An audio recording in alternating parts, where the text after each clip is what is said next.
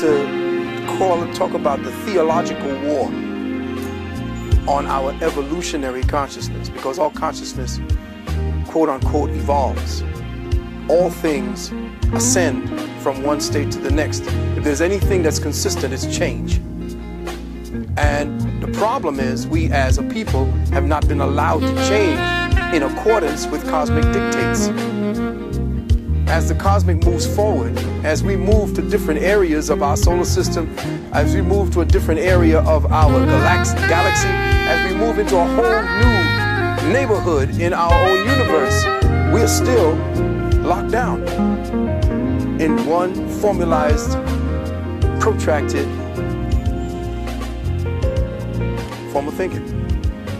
And we are not in step with the universe at all. And that has caused us our problem. So I want to start off by saying something that was written over the temple thresholds of our great Kemetic sanctuaries of learning. And these words were written, Sia ekes, Sia ek petu neteru, which means know thyself, O man, and you know the heavens and the gods. So first I would wish to thank the Creator Spirit for blessing me with the breath of life. Precious thanks to the ancestors of my beloved family, both immediate and extended.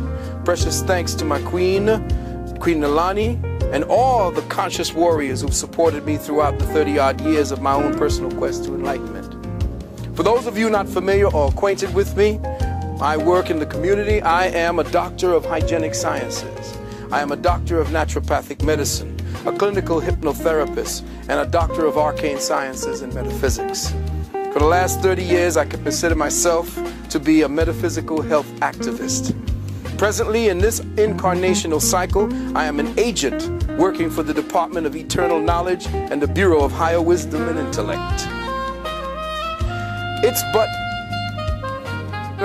about 25 years in working towards this particular place that I am. And it's because of the ancestors' great works throughout my adult life that I have sought to emulate much of the brothers and sisters that were talked about here, to follow in their ways, to say the things that they said a little differently and in the times.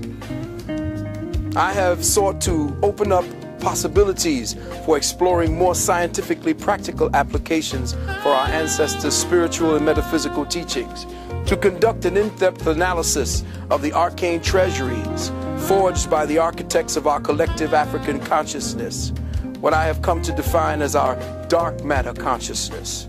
And this is the focus of my contribution to the happily natural world family today, to illuminate our real African history and to clarify our real African present and future. And for those of you who don't know me, real is all I do. And what we're about to do and what we're about to present is going to be as real as it gets.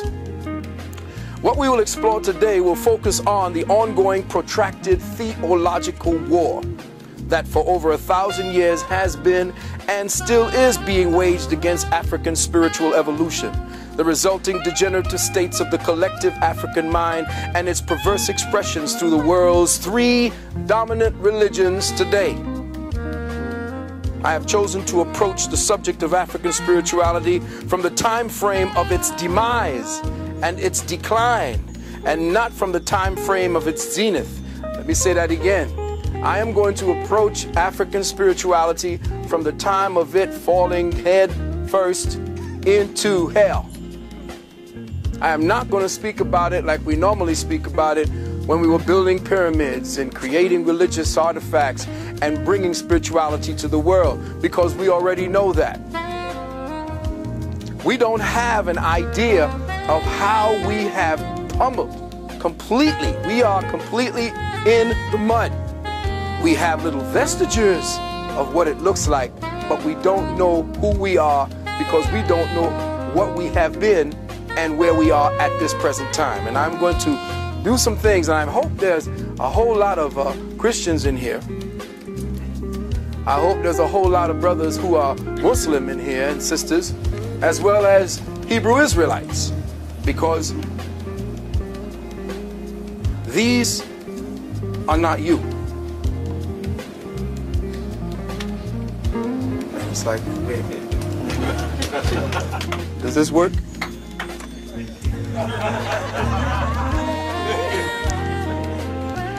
I thought the day would be better served and have a greater impact if the focus were placed on how African spirituality and all that entails was systematically dismantled as the world's primary conceptual construct of reality.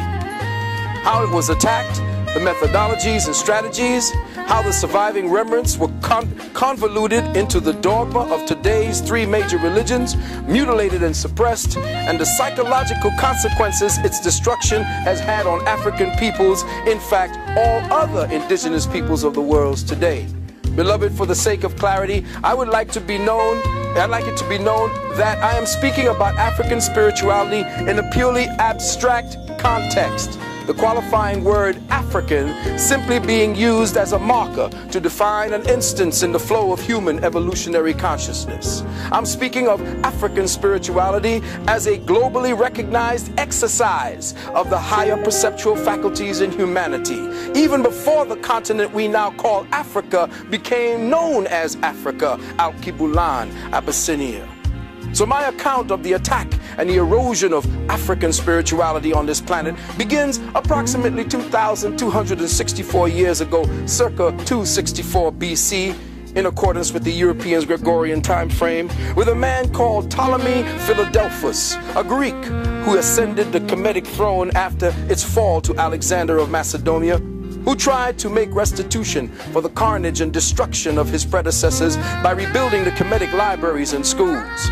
The reward he offered was great, anywhere between $10,000 and $30,000 at that time, per set of scrolls, the price depending on the in-depthness and thoroughness of the study submitted. Those who did not commit their philosophies or give their philosophies to the scrolls or to the manuscripts were allowed to dictate their stories to scribes, who meticulously wrote them down and logged them into the library. Many duplicates of each scroll and manuscript were also made for distribution to other libraries and schools that Ptolemy planned to build, which unfortunately never happened. All in all, Ptolemy secured before his reign, or during his reign, some 280 to 350,000 scrolls and manuscripts, constituting at that time what has to be and what was the most valuable collection of scientific and spiritual data in the known world. Ptolemy himself was said to have been a scholar of sorts, or at least he was a wannabe. But he had the same Greco-Roman delusions of grandeur, where he wanted to be declared a god. So he read many of the translated works in his library, and he discovered to his amazement that virtually all of the many and diverse systems related to philosophy, religious practice, and the sacred sciences were literally based on one and the same conceptual principle. The evidence in the library showed without a doubt that all of the ancient sciences, religions, and philosophical writings were based on but one grand, and for our purposes here, African cosmological unity, which in itself had a legacy that pointed to a time even before most ancient, more African, let me just say, there is no place in the past that you could dig in that you will find your origin. Because you don't have an origin. You always was, always will be. And the problem is that every time we dig up and find Lucy, we're only finding a point in the reference of evolutionary consciousness. And that's where I'm going today. When we trace the evolutionary history of African spirituality to the time of its origins, we find documentation that reveals there was never a time that man was not. Let me say that again. There was never a time when man was not.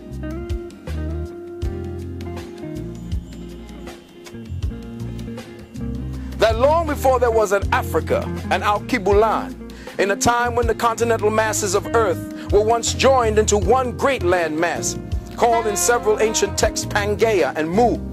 Ancient stone tablets, scrolls, and manuscripts hidden within the underground vaults of the Vatican and in the vaults of major European and Arab-controlled museums say that the earth was once inhabited but by one people, us, from one source, Sirius Mu, whose remnants can be found in the floors of the Atlantic Ocean. under the ice of the Antarctic and the North Pole, in the waters off Cuba, in the waters off the Gulf of Mexico, and in central China, as well as off the coasts of Japan.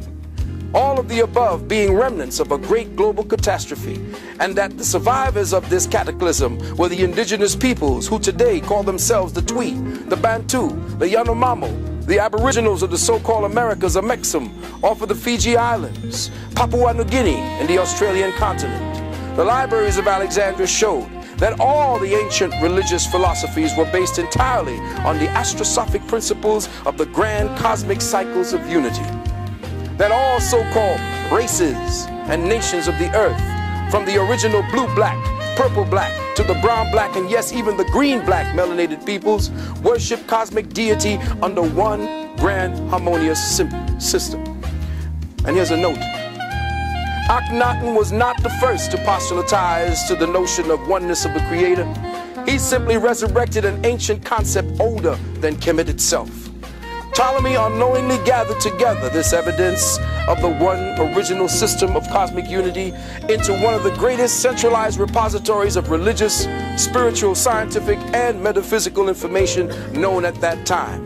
All the evidence showed that this grand unity of spiritual, theological, science, and worship prevailed in principle throughout ancient earth. That is, until the 4th century AD. Beloved brothers and sisters, mark this time very carefully and pay the closest attention, because it was in this century that what we now refer to as African spirituality came under the most relentless, brutal, and debilitating attack. The war against the arcane sciences of our ancient Afro-Kemetic masters, or better yet, the war against evolutionary consciousness, began under the organized leadership of a man named Constantine, the so-called Great. Constantine, the founder and first Pope Caesar of what became known as the Roman State Church of Christ and Christianity. Many historians claim that the first popes of Catholicism were black, and rightly so.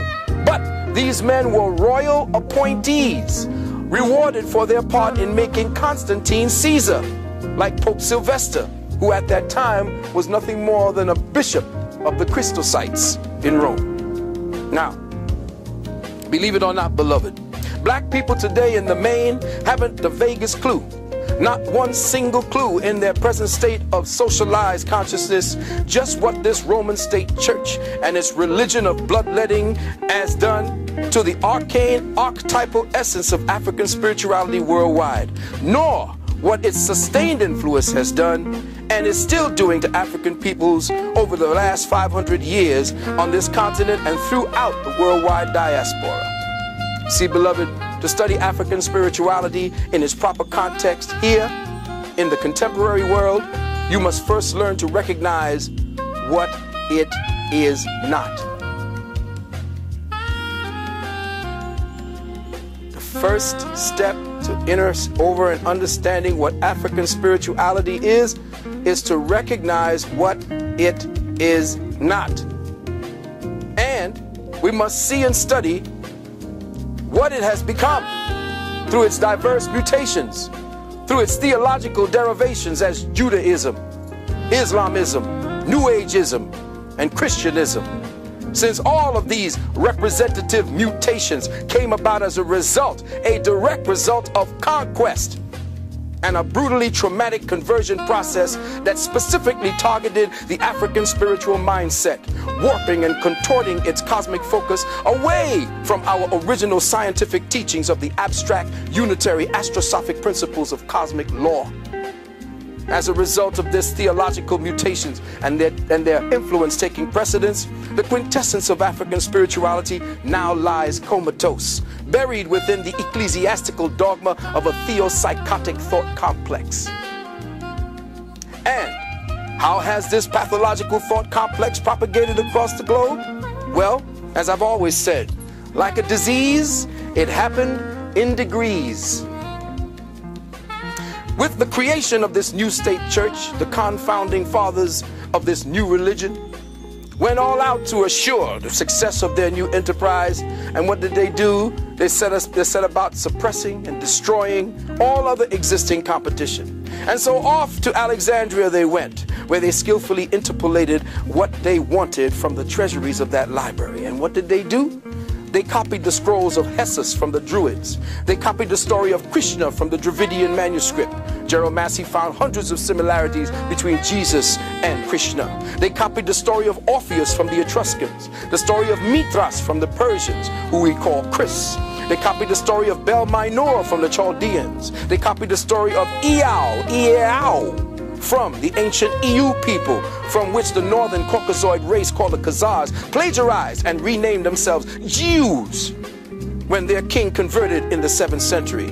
They copied the mythos of Jason and the Argonauts from the Greeks. They copied Jess, the Redeemer, from the Phoenicians, Tammuz, Bacchus, Dionysus, Hercules. But just as important as their plagiarization of Krishna, they outright stole the entire story of Heru from the Kemites. Heru the Redeemer. Gerald Massey again found 137 similarities between Jesus and Horus. Each and every one of the above characters and more, from different ages and time periods, all were known as the Christ or the Christ or the Anointed One.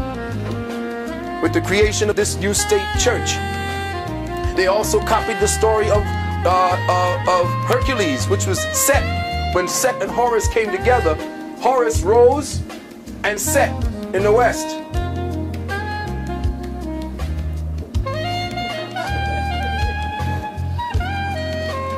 Yes, my beloved Christian brothers and sisters, I'm talking to you now.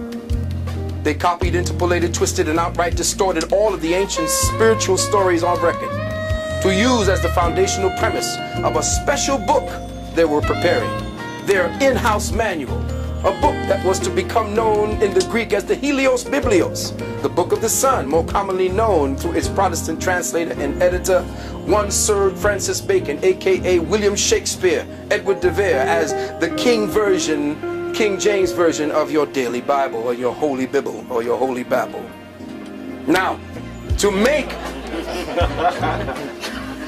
their distortions of the African spiritual sciences less conspicuous and less recognizable to the more diligent inquiring minds, they made the Bible into an ingeniously well-crafted work of, listen carefully, fables factualized, allegories literalized, symbols personalized, drama historicized, and cosmic forces anthropomorphized. Let me say that again. This is all your Bible is. Fables factualized, allegories literalized, symbols personalized, drama historicized, and cosmic forces anthropomorphized. With skillful hands, the Roman scribes perpetuated monumental changes for the purpose of destroying any connection of the origins of their works and the origins of their saviors to the myths, allegories, fables, and symbols of our ancestors' spiritual sciences. Now listen carefully. Some of the most conspicuous changes made to the ancient tenets of African spirituality through the principles of unitary law were: the S-U-N of the universe became the only begotten S-O-N of God. John 3:16. The 12 celestial gates, or metaphysically speaking, the cosmic grid of Earth's third density space-time consciousness zone called the 12 signs of the zodiac, became the 12 apostles of their gospel Jesus. Don't hurt nobody. 3. Bring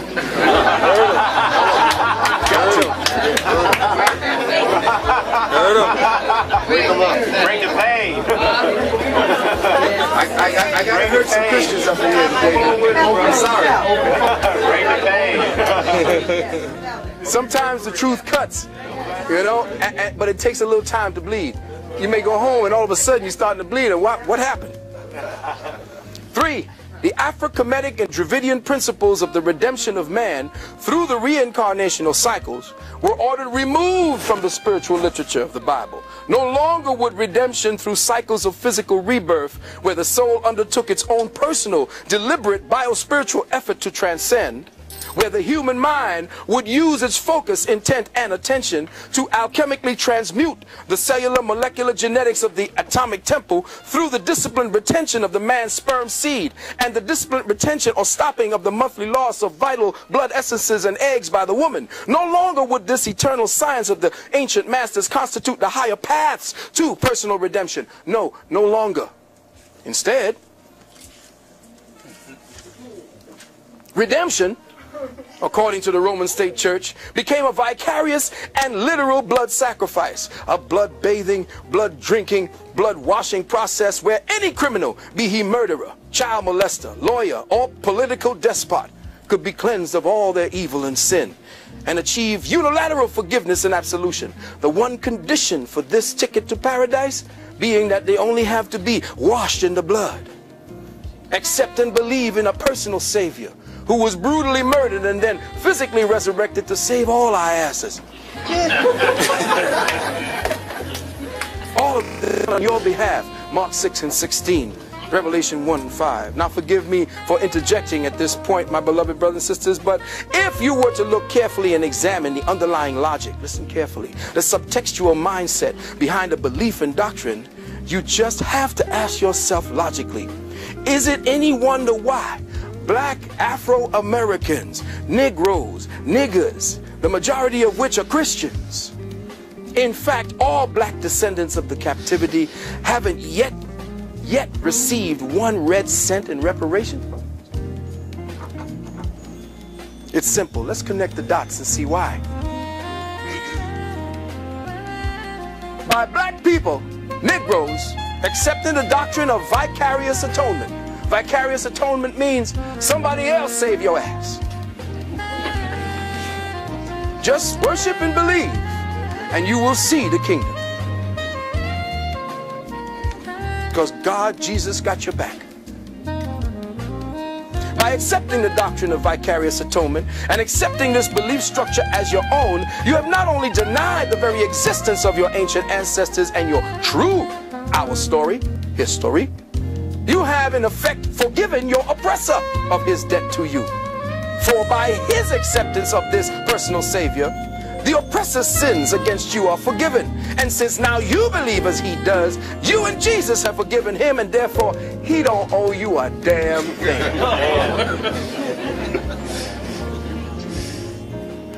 Now, I want you to check the science.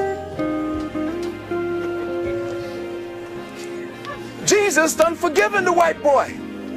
You being a Christian, you forgave his ass. And now you're going to ask him, look, I forgave you, but look, you know. He said, no, you're going to get your reward afterward.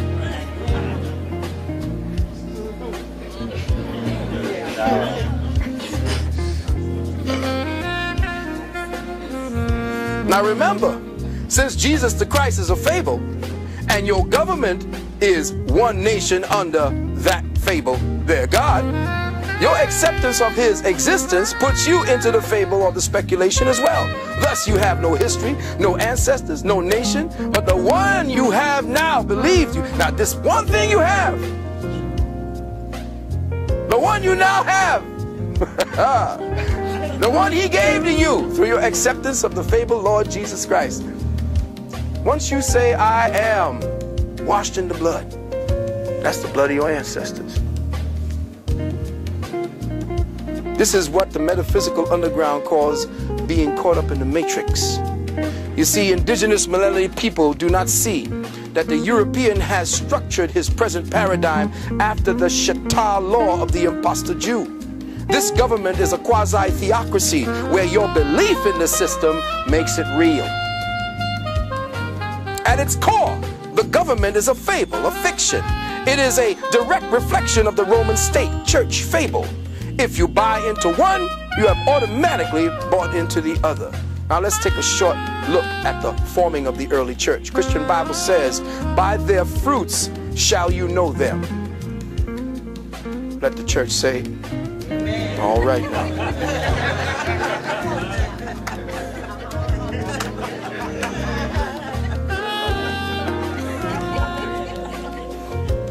All forms of Christianity practiced around the world stem from but one root. Let me say that again.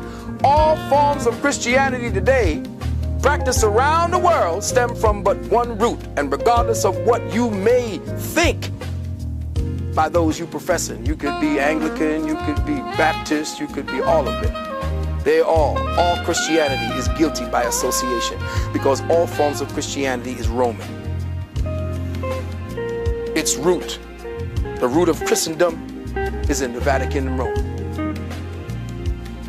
And believe it or not, beloved brothers and sisters, when the Moors fell over here, it was the Pope that gave permission for Islam to be practiced on this soil. Let me repeat that again, because a lot of my brothers, being a Moor myself, that was a little hard for me to swallow when I heard that. Muslim religion, quote unquote, Islam, the Pope gave permission for it, just like the Pope had to give permission for Nam Myoho Renge Kyo to be practiced here as well. Because the Pope is the ruler of the planet. Period. He overrules all law. Period.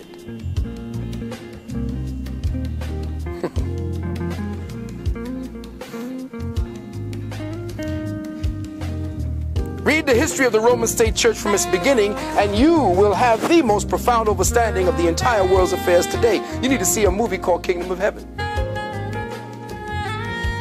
Incredible movie. And that's how it's been going, back and forth. Two factions of two bastard, aborted fetuses of ancient Kemetic law fighting back and forth for one another, saying that they got the true God. Killing one another. So now let's examine some of the evidence given by those who lived around the time of Christianity's beginning in Europe. Let's go back to the scrolls and see what the people who were there at that time had to say about the origins of Christianity. Remember, beloved, all persecution by the Church of Rome written on the pages of ecclesiastical history began with Constantine and extends to the present day. In fact, the Christian emperor was the first to forbid free thought. And Christian priests were the first. Christian priests were the first. Let me say again, Christian priests were the first to burn books.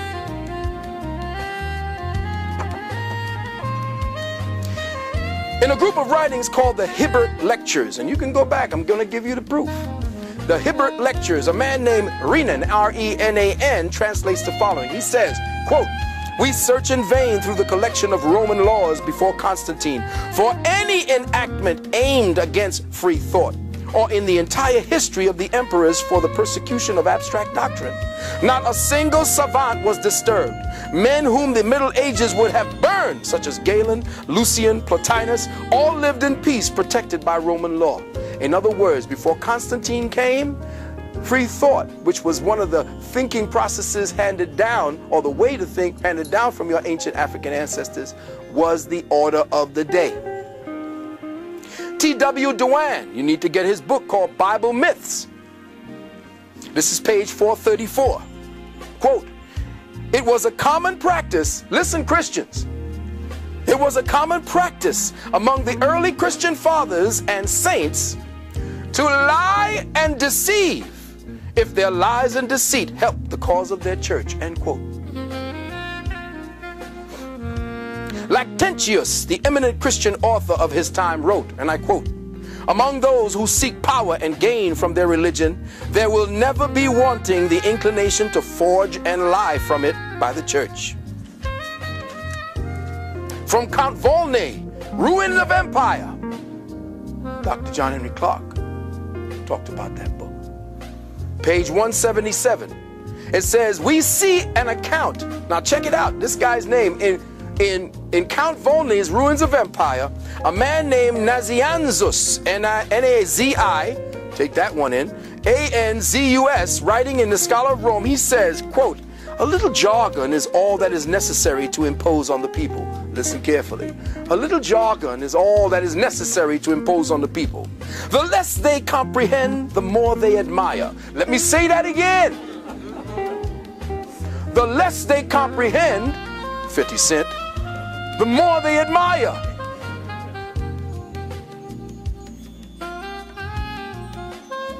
Our forefathers and doctors have often said, not what they thought, but what circumstances and necessity dictated. End quote.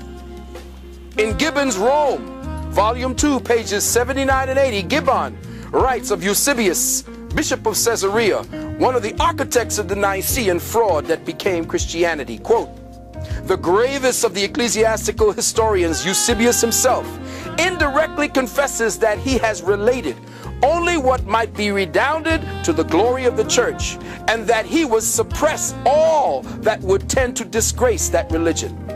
The Eusebius, he spoke of his character, less tinctured with credulity and more practiced in the art of court than that of almost any of his contemporary. What he was saying was, this sucker knew how to lie, he knew how to cheat and make it sound truthful. Johann Lorenz von Moschayem, in his book Church History,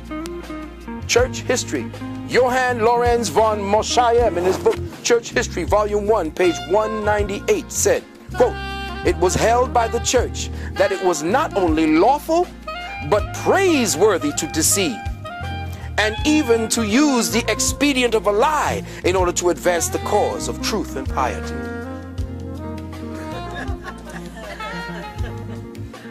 The historian Besobre, in his history, this is French history, Histoire de Manichee, he says, we see in the history of Christianity, of which I have related, a sort of hypocrisy that has been perhaps too common at this time. That churchmen, listen, not only do not say what they think, but do say the direct opposite of what they think. Philosophers in their cabinets, out of them they are content with fables, though they know well they are fables. Nay, even more, they deliver honest men to the executioner for having uttered what they themselves know to be the truth. How many pagans and atheists have tortured and burned holy men under the pretext of heresy? Every day do hypocrites consecrate and make people adore the host or communion, though they are well aware and convinced as I am that it ain't nothing more than a piece of bread. End quote.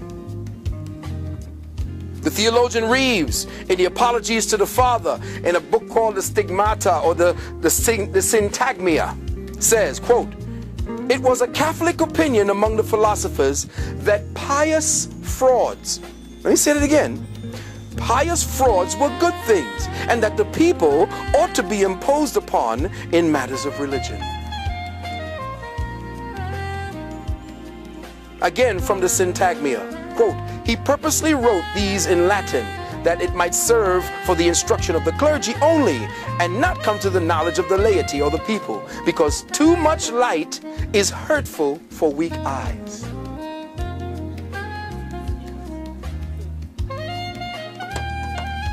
T.W. Dewan, again, there can be no doubt, listen carefully, from the evidence found that had the objections of Porphyry, Heraclius, Celsus, and other opponents of the Christian faith been permitted to come down to us, the plagiarism of the Christian scriptures from previously existing pagan documents is the specific charge they would have resented or presented by us or to us. These works were ordered burned by the Christian emperors.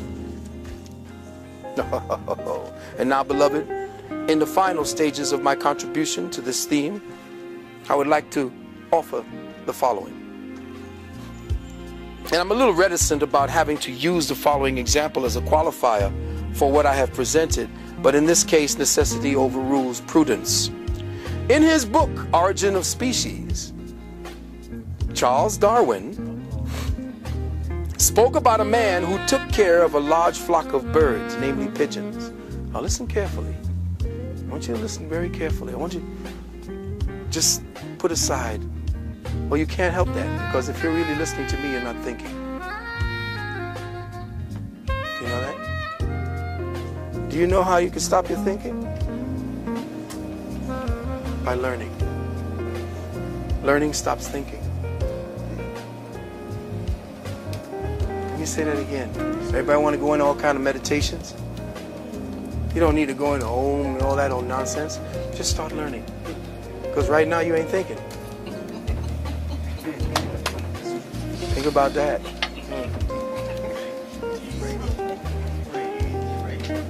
Now you know how they got you. Because problem is that you don't understand as African peoples, as melanated peoples, that the greatest wealth that you pay to this devil is your attention. Because that's what they ask you to do. What? Pay attention. That's right. So now you're paying attention, they're getting wealthy. It's when you stop paying attention that they kill a few of y'all. Black boy gets shot by police 27 times. Now they got your attention. Now you're off the spiritual path and you're thinking along their path. Now, if you're going to sit down and cry about it, then you're dead. Go ahead and kill the man who killed that boy, then you're all right. Say it again. But don't sit back and, you know, oh my God, oh my God. Do something about it and then go back to thinking.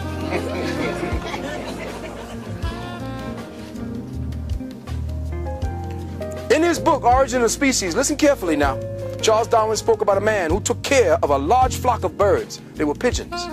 These pigeons were distinguishable by what appeared to be an infinite variety of ornamental designs. They were all types, every shade of subtle blues, subtle greens, blacks, and grays. All were adorned with a wide variety of marks that elegantly characterized their individuality. Now, this bird handler gathered up his colorful variety of pigeons and took them out to a deserted island, way far from his home, and released them into the wilds, where these birds settled in and began to establish a colony. After 10 years or so, the bird handler returned to the island, and to his surprise, he finds that something amazing has taken place. The blacks, the browns, the grays, the iridescent greens, the iridescent blues, the stripes, the spotted, the ringed, the striated feathers, varieties, and beautiful, beautiful ornamentations of birds he released into the wilds had all but disappeared.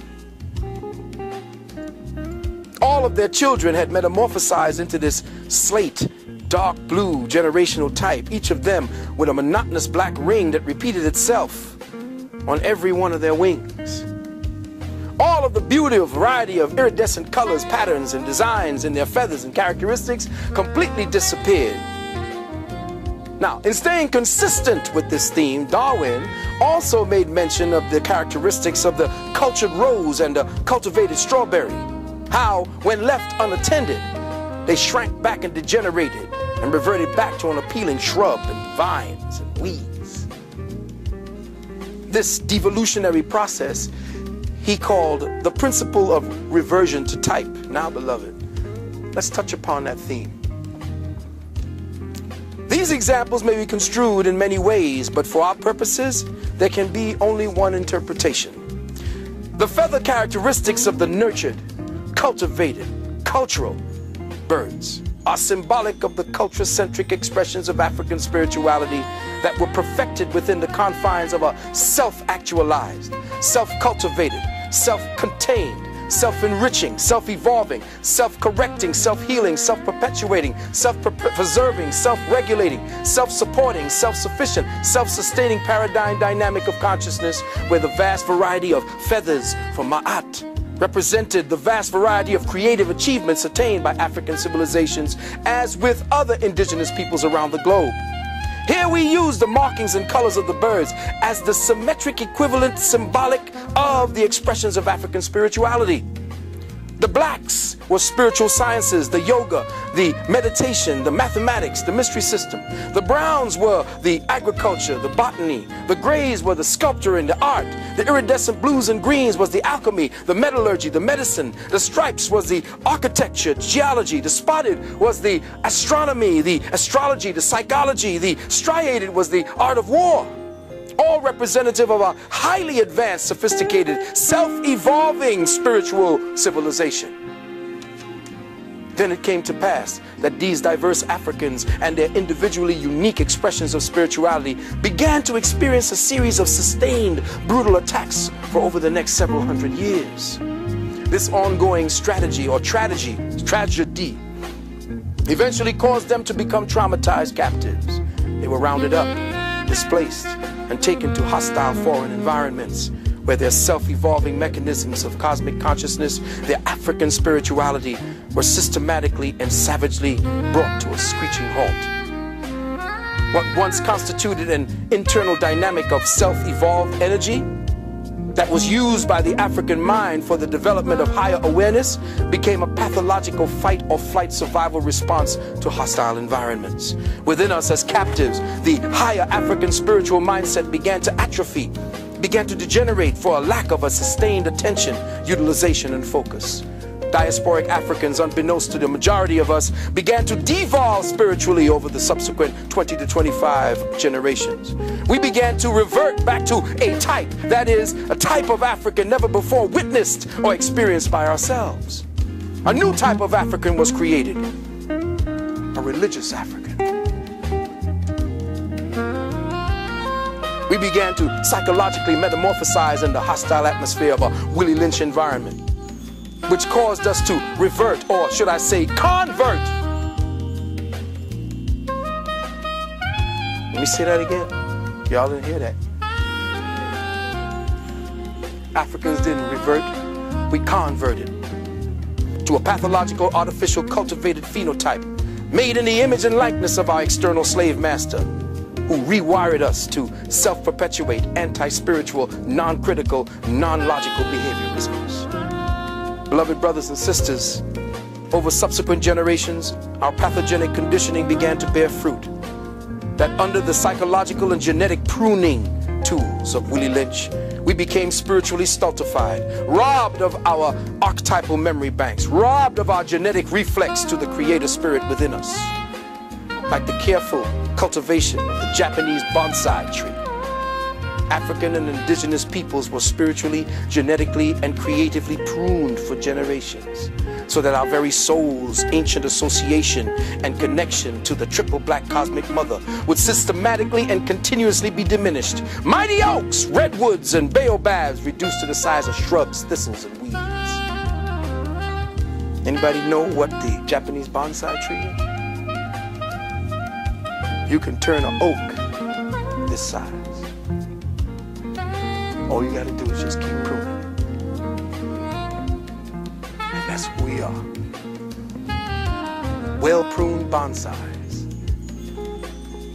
And to seal the bargain, to shut the door forever, the slave master pruner taught and conditioned the traumatized African mind to supplant his natural, abstract, metaphysically reflexive, inquiring mind with that of the non-critical, non-questioning, non-analytical functionism of the religiously indoctrinated mind.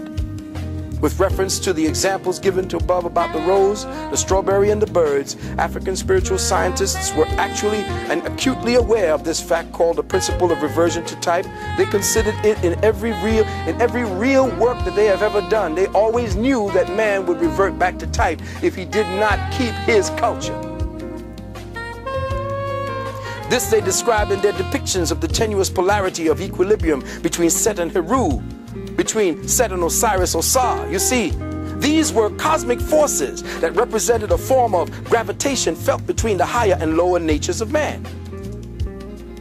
Heru, Set, all of these were not people. Just like no man, no woman, no nothing ever existed in the Bible or in the Quran. Oh man. Tell a Christian he didn't have a history.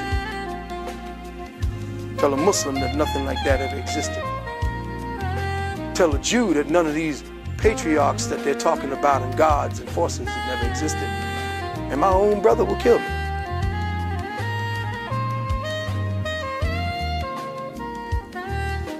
Our ancestors saw this tendency towards chaos, atrophy, disequilibrium, and degeneration as a deeply rooted active principle that they had to resist, because an overindulgence in their lower natures kept them trapped within continuous cycles of regeneration and reincarnation.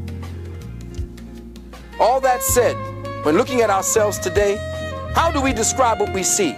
How do we describe and define this new paradigm mutation of the archetypal African spirit? Who is this pathogenic devolution of African spirituality?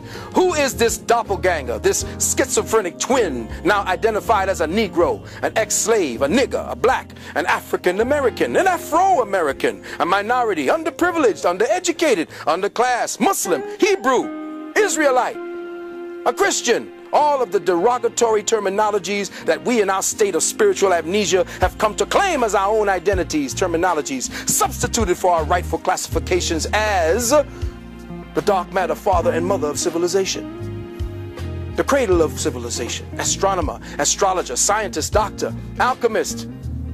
But you're a Christian now.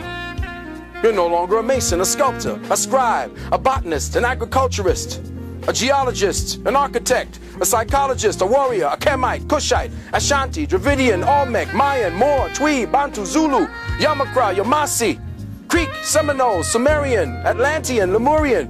You see, beloved brothers and sisters, today religious-minded Africans and indigenous peoples, both here and on the continent, have a genuine deep-seated paranoid schizophrenia of actually being associated with the above descriptions of our ancestors.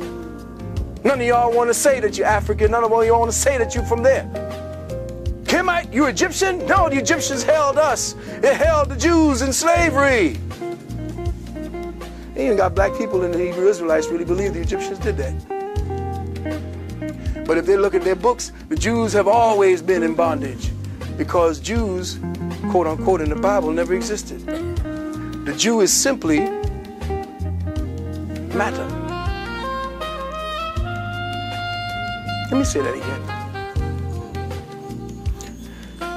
The Jew simply means matter, that which is bound up in matter, that which is bound up on the third density.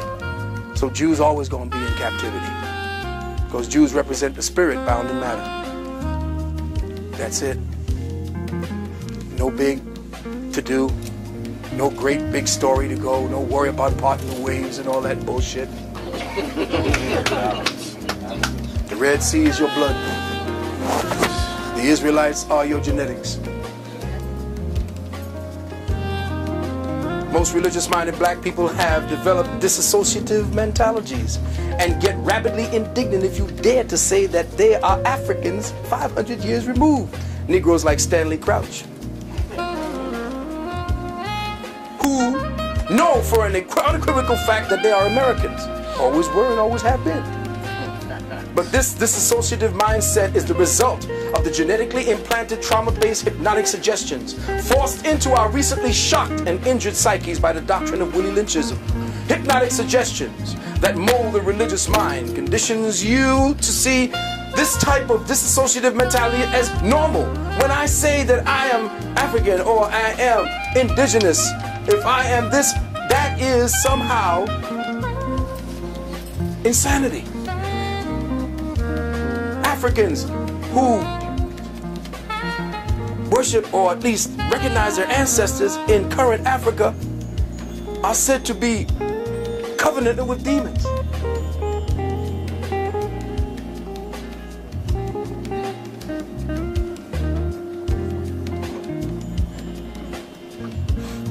Any thought that entertains the fact that you are an orphan of African spirituality and consciousness is met with a discernible disturbance, a kind of queasiness deep in your chest and your bowels, doesn't it, Christian? Isn't that how you feel, Christian? You feel a kind of queasiness when I say you're African. You kind of start getting upset because the Jesus demon starts working you. This is the artificially created fragmented psyche kicking in. The altered state artificially created by trauma and the combination of hypnotic suggestion. So when I say to your religious mind, that altered fragment of your traumatized African psyche, that no such person as the God-man Jesus ever existed, no apostles, no Moses, no Paul, no John the Baptist, no Adam, no Eve, no Noah, no Mary, no Joseph, no Isaiah, no John the Revelator ever walked amongst your true historical ancestors in the flesh, immediately your learned, hypnotic-induced defense mechanisms kick in and forces a complete shutdown of all critical thought and thinking, causing a complete theocratic blame lock. Ooh.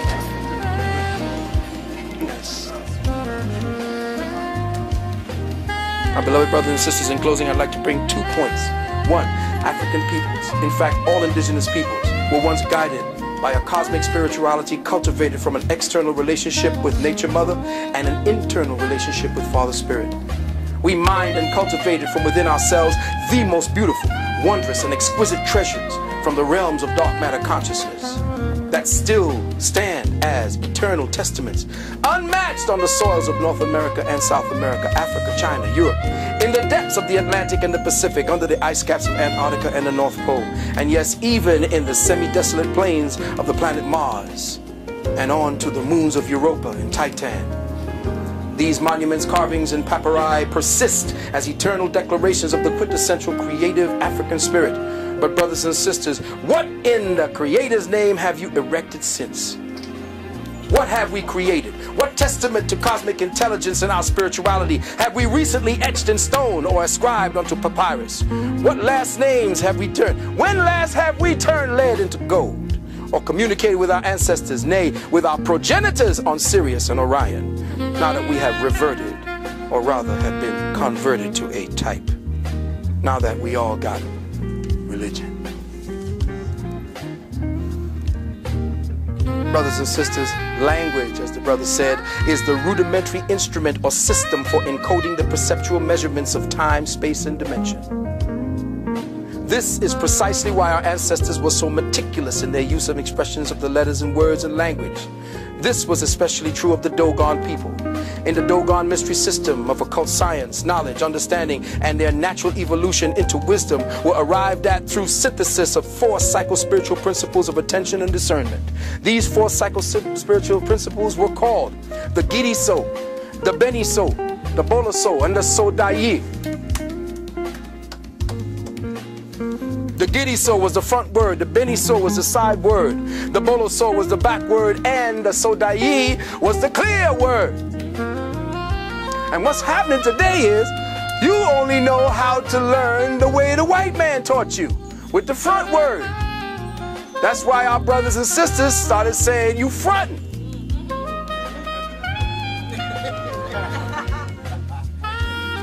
Because your people used to say, listen to what they said, see the front word, and then look at it from the side, and then look at it from the back, and say, you full of shit. Because all of what you have said don't jive. It ain't 360. That's why they took your tongue, like the brother said. Because it was not the clear word. After the 3 sides were seen, then it was clarity. And there is no clarity in this language. That's why I have to use all kinds of weird, different kinds of interpolated, patched together words to get you to enter and understand what it is I'm talking about. Who is this crazy motherfucker talking this nonsense? If you go back on the tape and listen to the tape, it's like, what the hell did he say again? Rewind that. These 4 vibrations or variations in the operative use of focus, attention, and understanding constitute the most precise and complete use of the cognitive powers of the brain for the comprehending of the true meaning of a given or expressed reality. It is processing reality in 3 dimensions. No word, letter, or gesture is taken for granted or simply at its face value, because observing a phenomenon from the front, side, and back allows the brain cognitive instruments to geometrically triangulate the essence of the subject. And you think in geometric terms.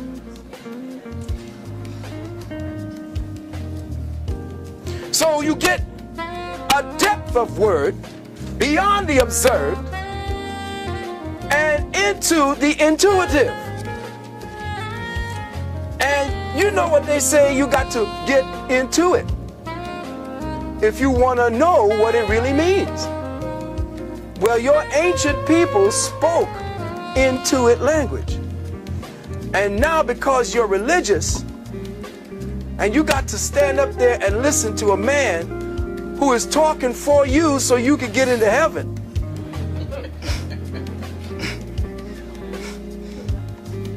Now that's some deep shit. You gotta think about that. That's right. You have to have a small amount of insanity, and you have to really be thinking about giving up everything to really pass over and sit there and really listen to a man spouting words about a man you ain't never met, first and foremost, that is white and blue-eyed and sitting up there in front of you, him saying to you that this devil is going to take you in there. And you know what? I'm going to tell you all something. May I? I'm going to try to slip past here. And I'm going to say something that scared the hell out of a few people when I said it the last time. Your first redeemer, if you want to stay within that pantheon, was Lucifer. I told you Lucifer was your first redeemer. Now, I told brothers and sisters that as soon as a cracker tells you to run from something, run to it. Why do they hate this man so much, this entity so much? Why do they hate Lucifer? I wanted to know. That's why I got kicked out of the Bible. When I was a Catholic, I got kicked out of, get out of the Bible study class. Lucifer was supposedly this beautiful creation from the hand of God. God took the time to mold this bad boy. And now we're supposed to run from him. His name, Lucifer. Light. That's why they named Lucy, Lucy. Because it shined a light into a past that the cracker never had, never knew. And the first name was not Lucy, L-U-C-Y, it was L-U-C-I. That was the first spelling before they changed it. Lucifer, and here I am talking to the devil, so I know y'all gonna tell me I'm damned to hell. Lucifer was your first redeemer. How was he your first redeemer? He was your first redeemer because he came into the garden and got you all out.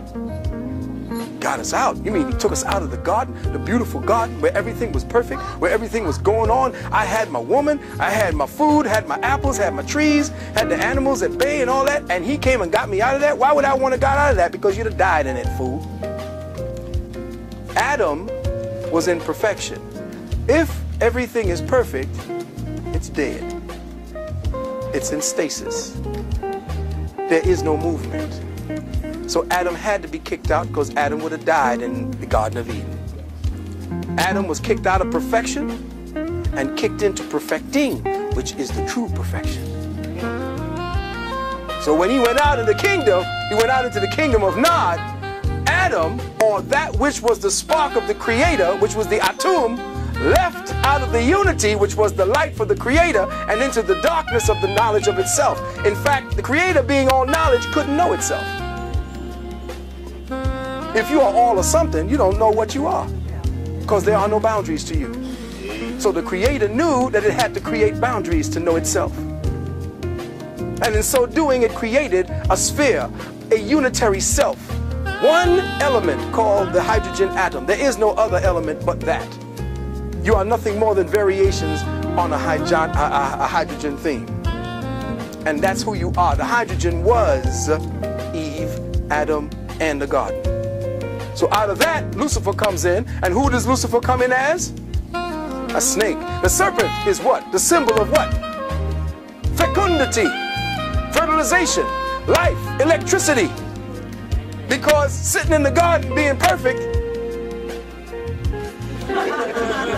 perfect. What do I do?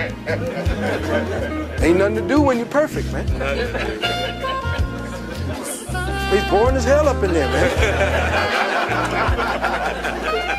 So perfection was death. Perfection equals death. When cancer perfects itself, you die, it dies. So perfection equals death. There is no perfection in anything, even in the Creator. That's why we exist. Whoa, that just takes it all apart now. Oh, hell. What does heaven look like if there's no perfection in the Creator? See, heaven is what we project it as. The Creator is still learning. The Creator keeps coming back as a child because it has the mind of a child. Let me say that again. Ye must be as little children. See, the metaphysics of the Bible is never talked about. It's never touched on, because once that happens, the threshold of the ceilings of religion die, and therefore your priests die. And when every priest dies, when the last stone of the last church falls on the last damn priest, humanity will rise.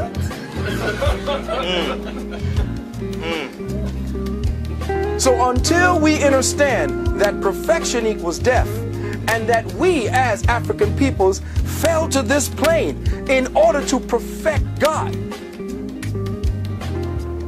Now you know you got a job.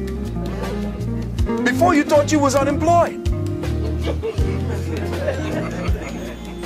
But you got a job. J-O-B, Job. Job is one of the most powerful books in the Bible. Why? Because it talks about the air sign. The air sign is Job. See, the Bible is broken down into 4 different elements: fire, air, water, and earth. And you could tell which one of the scribes were living in which age by what he called God.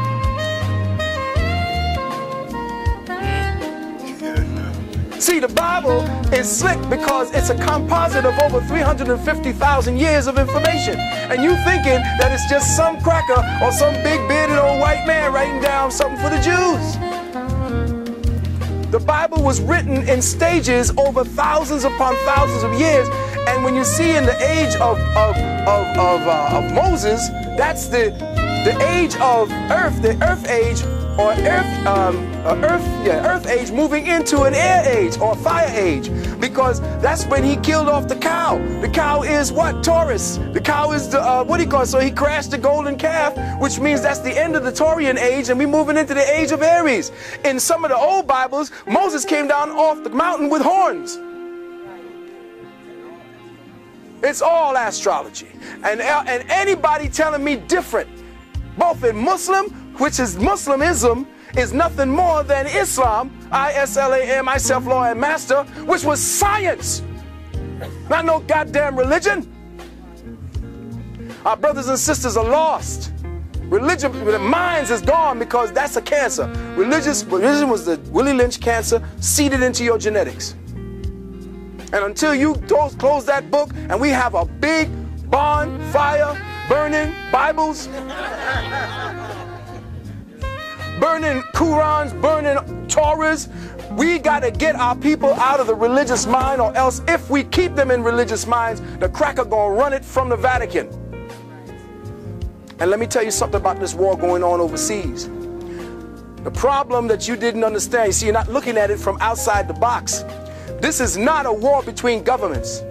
This is a war orchestrated by the clerics of the planet. Let me say this again.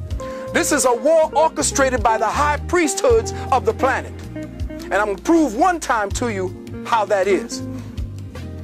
Back in 1996 or 96, the Vatican held a summit meeting of all the heads of all the religions on the planet in the United Nations. And they said that humanity is lost. Why is humanity lost? Because we don't have them anymore. Why? Because humanity is becoming independent. Why? Because they are becoming smart. They got their own computers. They're thinking for themselves. They're breaking off. There is no more fear of God. Therefore, no more fear of us. What must we do? Well, we must create situations that bring that fear back to them. 9/11. When 9/11 came, amongst other mitigating circumstances, when 9/11 hit, more people ran back to the churches, the mosques, and the synagogues at that time than at any other time within the last 10 years. Matter of fact, so many people were dropping out of religion that they had to go do something. When Iraq, they finally conquered, Baghdad, who did they put in as the head of the first provisional governor? An imam. Now, if you're telling me that radical Islam is running the war on terror, how in the hell are you going to conquer Baghdad and put an imam in as the head? Not unless the war is a clerical war, orchestrated from the Vatican, from the high mosques, from the high synagogues. That's where your war is. More people have been killed based on the main religion than any other warfare on this planet. All of it orchestrated from the Black Pope. These last 60 to 100 years, to 150 years, the Black Pope in Rome. Not the white Pope you see. There ain't a black man as the Pope. I'm talking about the Black Pope, the general of the Jesuits. His name is Hans Peter von Kolvenbach, a German Jew, who'd you just put into your popehood as Count Nosferatu? What's his name? Another damn Nazi. Jew. You watching Arnold Schwarzenegger. They're going to change the so-called Constitution, and you're going to be Sieg Heiling with your boy. That's right. You're watching the Nazification of the planet, but being orchestrated by the clerics. Religion has kept you hypnotized, making you believe God is outside of yourself. That's the secret to this age. And let me just drop something else on you. The age of Aquarius. Everybody happy the age of Aquarius is here? Oh, that's interesting. Nobody is interested in the age of Aquarius, huh? Anybody know what the age of Aquarius is? Yeah, run it to me.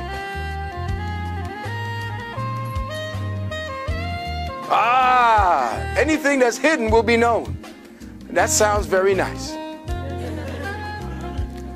But the age of Aquarius in the first stages is the age of faggotism.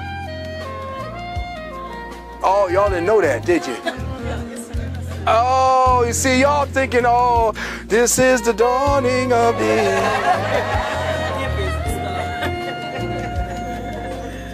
Everybody wants the age of Aquarius to come down, not understanding or understanding what it is. The story of the age of Aquarius goes like this. There used to be a young boy in the fields of Greece. Listen carefully. Oh, really? I know you don't like where it's going, but it got to go there. A young boy of 15, 14 years of age, tending his father's goats. His father was a Trojan warrior, a general. The goats. Listen to me. Zeus, the almighty God from Olympus, looks down upon this boy and sees that he is fair. Goes down and snatches this boy. His name is Ganymede. Snatches the boy Ganymede and takes him and rapes him continuously. You are fair. I love your behind. Give me your behind. Give me your mind. Give me your behind. So he says, oh, you've been so good to me. You've been so good to my members. I'm going to pass you amongst the other guys. So he passed him amongst the other guys. And they took him and raped him and made sure he was theirs. This young boy named Ganymede.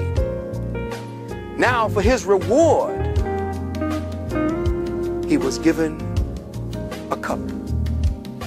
He became the official cupbearer of the gods of Olympus. Now the Illuminati are known as the gods of Olympus. Flash forward to Snoop Dogg.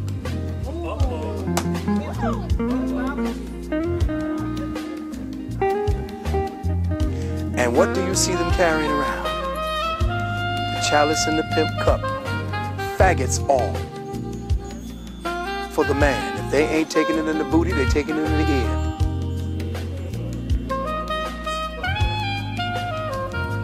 And you heard about the down low. So the age of Aquarius is the age of faggotry.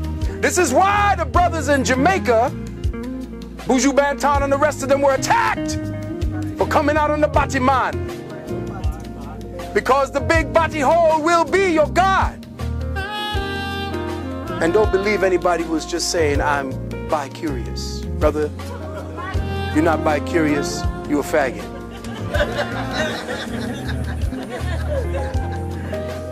You a faggot.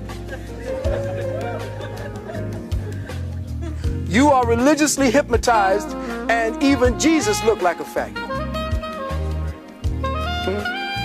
You got to understand, overstand, and understand that because of hypnotic suggestion, constantly, over and over. See, this brother has some sneakers on that's really deep. May I? Take them off for me. Let me see. Take a look at that. Zoom in on the tongue. No. No. The backward star is the star of Lucifer. It's the goat. It's the goat of Mendes. Symbol of the goat of Mendes right there. Horns with the ears. I want you to check out also, I want you to check out your, who got a Dodge Ram truck here? Check out your Dodge Ram symbol. They tell you it's actually a ram, but they were slick because the shadow in the ram's part is a goat. It's deep. They keep bombarding you, telling you who's real and who's not. The ones controlling you and got all the power worshiping Lucifer. You dead, broke, poor, ain't got shit in your pocket, and you worshiping who? Jesus. Something's wrong. We worshiping the wrong person, and we paying for it. If you're gonna worship somebody that's gonna get you something that you want. But worshiping Jesus is a waste of time. Jesus brought you over here. That's right, the ship. That's right. That's right. Blessed by the bishops. So if you're going to do anything, do it the other way and then give some of that money back to those worshiping Jesus. Go get it from Lucifer.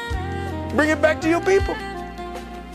Now, I'm not saying, you say, oh, God, hell no. See, now everybody going to start sacrificing goats and chickens and shit. I'm not talking about that. I'm talking about the fact that what we have here, if I may, what we have is a problem dealing with deprogramming.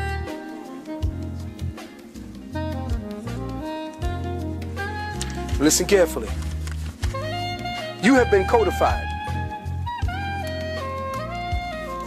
Do you know that the government right now is attempting to barcode every animal on the planet?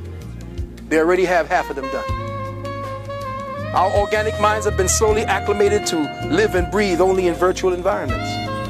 Life is a tangible cosmic principle, and it has been digitally codified. You have been codified. Even as we speak, your consciousness is a breath away from the very digitally colonized, making it completely. A paradigm I call synthetic synchronicity has been weaved around your awareness like a perverse web of manipulated energies. This perverse consciousness web vibrates within an electromagnetic yin-yang polarity and manifests as twin dynamics. In the yin of synthetic synchronicity, it represents itself as a newly evolved species of consciousness we call virtual reality. Virtual reality has spawned its own subspecies called, oddly enough, the web, the internet, satellite cable TV, DVD, Palm Pilot, Ethernet. The Yang principle of synthetic synchronicity represents itself as a very new species called virtual entities or virtual beings. Virtual beings, in turn, have spawned subspecies called clones, genetic engineering, artificial intelligence, robots. With the appearance of these two dynamics, the lines between the real and the surreal have become extinct. They are disappearing regularly and rapidly. At present, our minds are being systematically disabled, unable to tell the difference between technology and what has become deity. Technology has become your experiencer. Technology now feels and processes the world for you. It experiences for you. It sees for you. It tastes for you. It calculates for you. It listens for you. It senses for you. Advises you. Comforts you. Teaches you. It even masturbates you.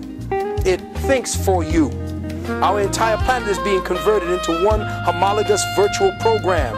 The more of the virtual program that you accept as real, the more your organic senses are dumbed down. The more desensitized they become. The more dependent on the drug of the virtual they become. Food no longer tastes the same.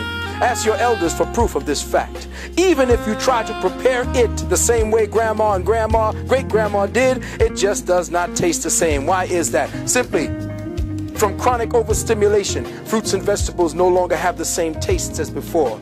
And you wouldn't notice it but for the elders who tell you that they remember when a mango tasted like a mango, a banana like a banana, an orange like an orange. The children today can't tell the difference. Their senses are perverted, degenerated.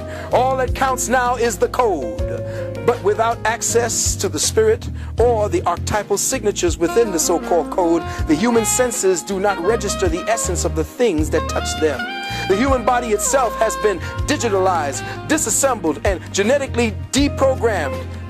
down into numerical gigabytes. We have been diminished in wonder.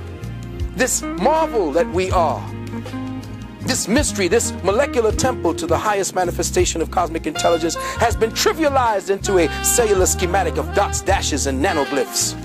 We have become the symbol of what was once real. The body has become an icon of its own self. The human mind and its senses in the brain are slowly losing its ability to experience, process, or recognize the organic world. We no longer process, experience, or recognize the real. We no longer savor the scent of real air, recognize the taste of real water, relinquish or relish in the taste and the texture of real earth, experience real clouds, experience the resonance of real words, harmonize with the melody of real voices, interface with real touch, real feelings. Does everybody remember the movie The Matrix? Do you remember when Morpheus took Neo into the construct and Morpheus responded to Neo's question, "This isn't real"? Morpheus quickly replied, "What is real?" How do you define real? If you're talking about what you can feel, what you can smell, what you can taste and see, then real is simply electrical signals interpreted by your brain. Now, keep these words in mind, beloved, because it is through the electrical components of your brain that your consciousness is being accessed. Neo asked prior to this last question, "Right now we're inside a computer program?" Morpheus said, "Is that really so hard to believe? Your clothes are different. The plugs in your arms and heads are gone. Your hair has changed. Your appearance is what we call a residual self-image." Is this the mental projection? It is the mental projection of your digital self. The world that we think we see and mentally process is actually a residual projection of intercepted light. We, all of us, live and exist in a virtual continuum I call synthetic synchronicity. Synthetic synchronicity is a virtual projection of reality that has been interfaced with the organic light code impulses, that is, the cosmic codes of ascension that hold the archetypal hologram image of the evolving human in its course to enlightenment. Now here's what's happening now, beloved brothers and sisters. All that we see today, all that we are hearing today, all that we think we process is real, all you think is a sound of 50 Cent and the game and all of that, it ain't real. It ain't real. It's a virtual reality program and you are plugging into it by your acceptance and participation in it.